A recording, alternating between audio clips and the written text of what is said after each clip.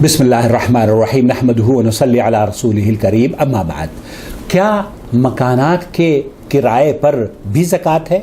یہ سوال پوچھا جا رہا ہے مفتی مملکت سعودی عرب فضیلت الشیخ عبدالعزیز ابن باز رحمۃ اللہ علیہ سے. سوال یہ ہے کہ ایک شخص کے پاس بہت سے مکانات ہیں جنہیں وہ کرائے پر دیتا ہے اور ان کے کرائے سے سال بھر میں بہت سا مال جمع ہو جاتا ہے، تو کیا اس مال پر زکوٰۃ ہے؟ زکوٰۃ کب واجب ہوگی اور کتنی مقدار میں ادا کرنی ہوگی؟ سماحت الشیخ کا جواب آپ کی خدمت میں پیش کرتا ہوں. جب مکان یا دکان وغیرہ کے کرائے سے حاصل ہونے والی رقم پر ایک سال گزر جائے، وہ کرایہ جو دکان اور مکان کا آپ کے پاس آ رہا ہے اس سے ایک سال گزر جائے اور وہ نصاب کے مطابق ہو تو اس میں زکوٰۃ واجب ہوگی.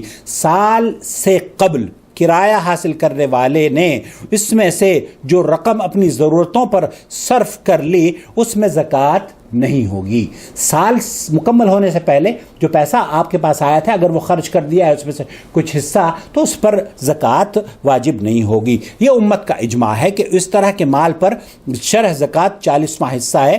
سونے کا نصاب سعودی اور انگریزی پیمانے کے مطابق 7.5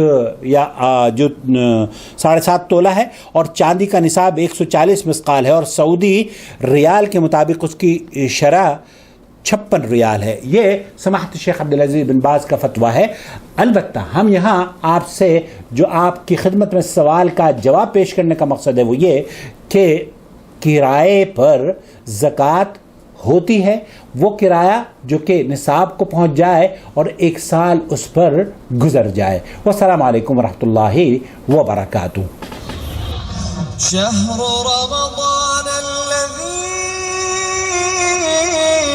أنزل فيه القرآن هدى للناس وبينات من الهدى والفرقان.